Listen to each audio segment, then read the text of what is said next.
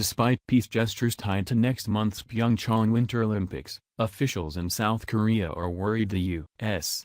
may be preparing for military action against North Korea. The concern is that even a limited strike, or a so-called preventive attack being pushed by some hawks in the Trump administration, could spark a major response from the North Koreans, according to experts. And there's no guarantee a military strike by the U.S. won't result in a wider conflict or war on the Korean peninsula. Seoul has very strong concerns about the potential for a U.S. preventive attack on North Korea, said Bruce Klingner, former chief of the CIA Korea Division and now senior research fellow for Northeast Asia at the Washington-based conservative think Heritage Foundation. Adding to the anxiety is nuclear button rhetoric this month from North Korean leader Kim Jong-un and President Donald Trump, as well as news reports that the White House is considering a possible preemptive bloody nose strike on North Korean missile facilities. Whatever we want to call it, war footing or not, a strike on North Korea has always been one of the options that various U.S. administrations have had in their toolbox, said Benjamin Silberstein, associate scholar at the Philadelphia-based Foreign Policy Research Institute. Possible catalysts for the limited strike against North Korea could include the regime launching another intercontinental ballistic missile test or an atmospheric hydrogen bomb test, which it threatened to do last year.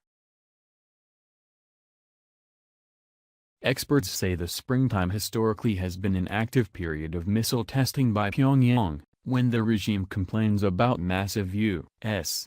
South Korean joint military exercises. The upcoming war games known as Faux Legal and Key Resolve are set to get underway after the Olympics and involve American and South Korean ships, tanks and aircraft, as well as live-fire exercises and more than 230,000 combined troops. The North Koreans view the war drills as provocative because they contain simulated elements sometimes described as decapitation strikes by special forces that target the regime's leadership.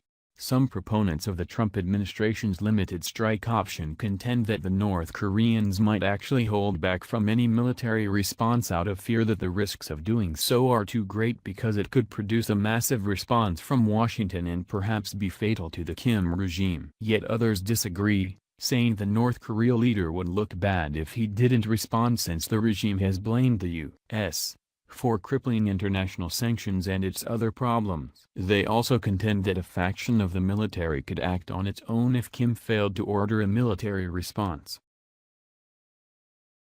Kim would have no choice but to respond back or he'd face the possibility of a coup, said Harry Kozanes, director of defense studies at the Center for the National Interest, a U.S. think tank, and maybe even respond more ferociously than we attack him. Any retaliation could potentially pose a threat to the greater Seoul area, where about half of the South Korean population lives. North Koreans are known to have thousands of hardened artillery sites, including some dug into mountains, along the Korean DMZ and within range of Seoul.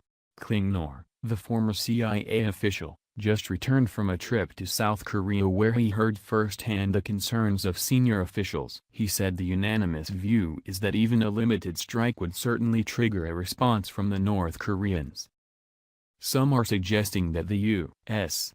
is thinking of hitting 2 or 3 targets, and that North Korea would likely respond proportionately, Klingner said. Not the all-out artillery barrage on Seoul. Still, he said there are scenarios where a limited strike by Washington could result in a larger response by the North Korean military. Another wild card is what China would do if the U.S.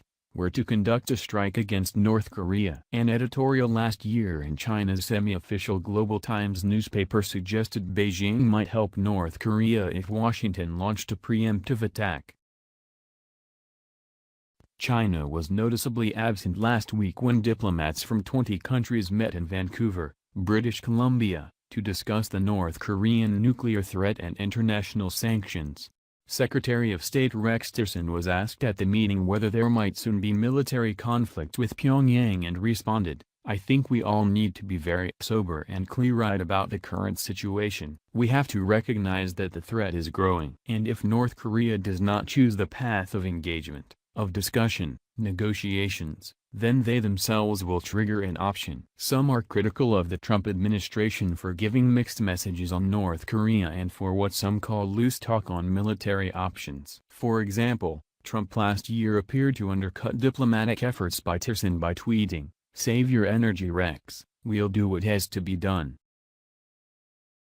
Mixed messages from the United States toward North Korea has plagued the Trump administration efforts to reduce the threat posed by the North's nuclear program from day one, said Kelsey Davenport, Director for Non-Proliferation Policy at the Arms Control Association, a nonpartisan disarmament group based in Washington.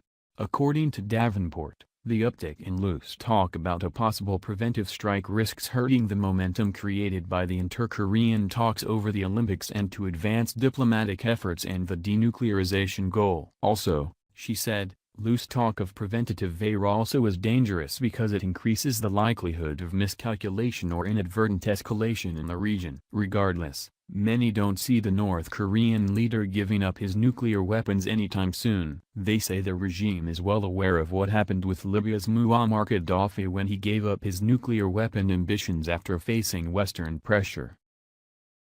They've been very clear that they have no intention to give up 1 inch on their nuclear weapons development, said Silberstein. That's still where we're at, regardless of how many North Korean athletes come to Pyeongchang.